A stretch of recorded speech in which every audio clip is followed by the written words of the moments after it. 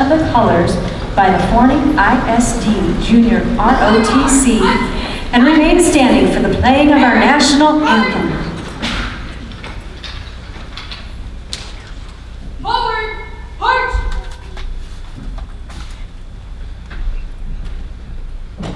Let's go take a picture.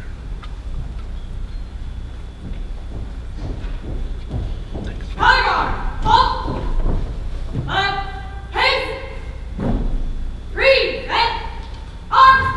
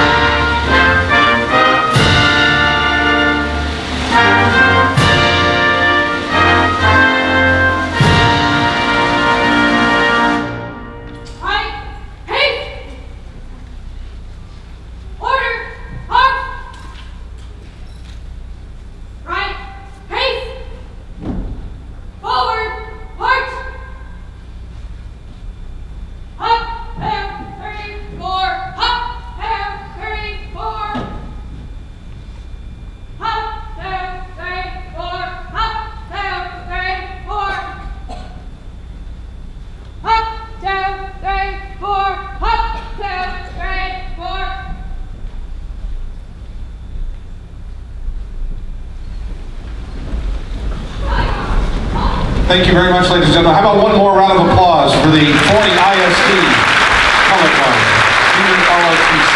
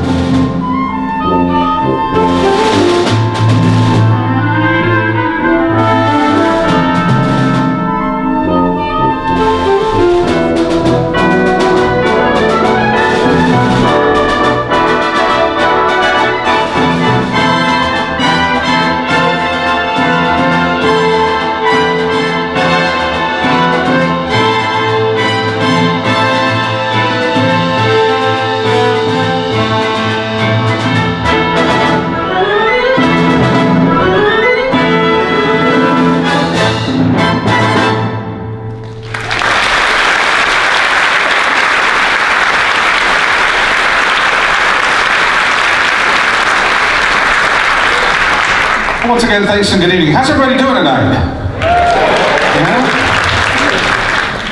I have to call somebody out here in the audience. This lovely woman sitting here in the front row, and her husband, grandchild, yeah? She was mine and Mark Craig, our bass clarinet player.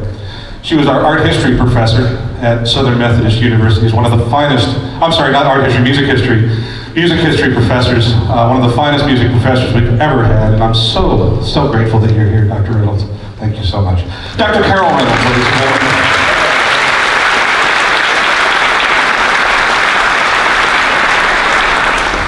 Well, that, of course, was Carol of the Bells. What a great way to start the season. It's officially December now, so we can really start lighting the trees and everything. It's definitely after Thanksgiving. But during this holiday season, you know, there's a lot of different traditions and religious holidays, and one of them is Hanukkah. It's the Jewish celebration and festival of light. Now, if you're unfamiliar with this Jewish tradition, it celebrates the miracle of light which occurred well over 2,000 years ago in the rededication of the Second Jewish Temple after the Maccabees had defeated a superior Syrian Greek army. The rededication of the temple, they had enough oil in their lamp to last for one day. But through this miracle of light, it lasted a full 8 days. So to commemorate that monumentous occasion, on each of those 8 days, Jews around the world light a candle. This next piece is appropriately titled Eighth Candle. It's a beautiful prayer and a dance to celebrate that occasion.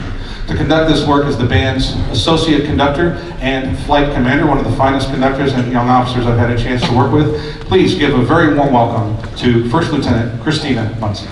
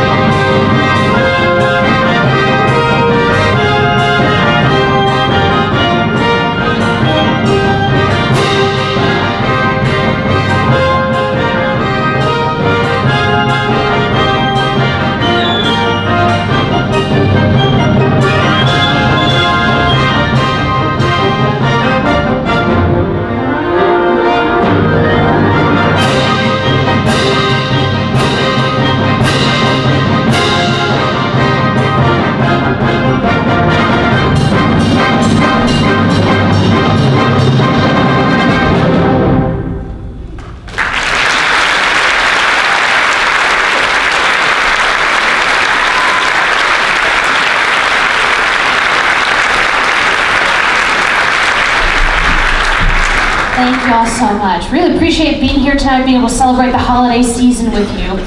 For our next piece, we're going to feature two of our stellar musicians. And while they're getting set up, I'm going to tell y'all a little bit about them. So you heard in the introduction that we are part of the Air Education and Training Command.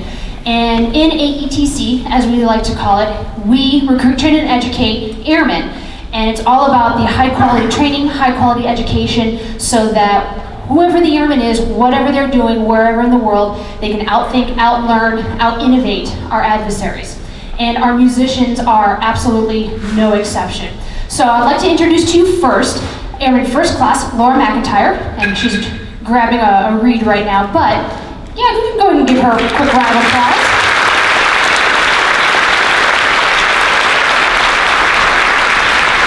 So just like any airman in the Air Force, she's highly trained and educated to perform tonight's mission, which in her case is to play the bassoon. She has her bachelor's degree from the Cleveland Institute of Music, a master's degree from Arizona State University, and her doctorate of musical arts from the University of Texas at Austin.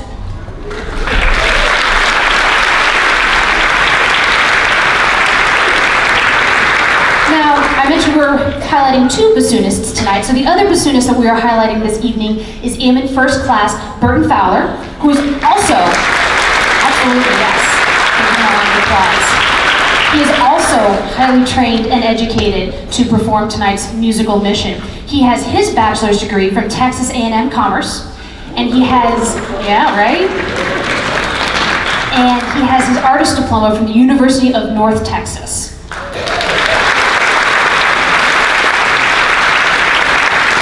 And we're very excited to feature them in a piece this evening that cleverly combines common holiday tunes with some familiar orchestra pieces. So we hope that you all enjoy Bassoon It Will Be Christmas.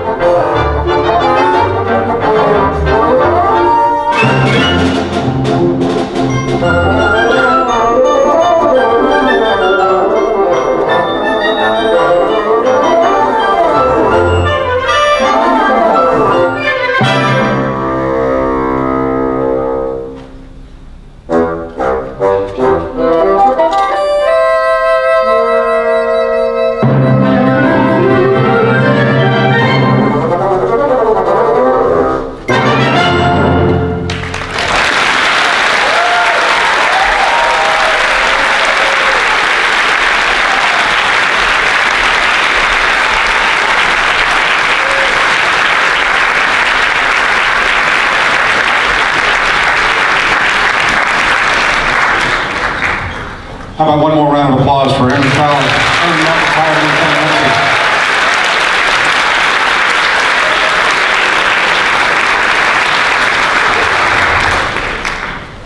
I hate myself in the morning for saying this.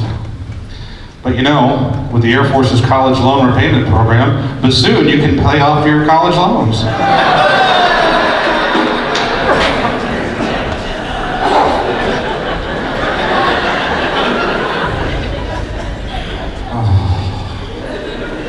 Dad joke. Well, you know, the United States Air Force is the global leader in stealth technology.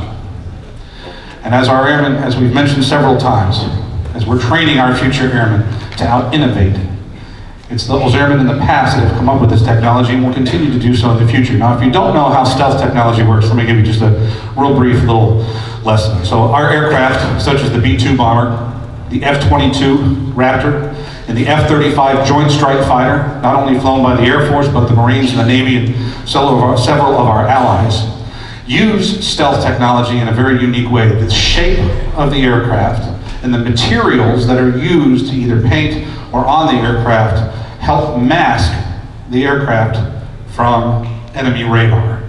So as an enemy radar technician is looking at their radar screen, instead of seeing a squadron of 40 F-22s, they might see a small flock of birds and think nothing of it, until of course it's too late.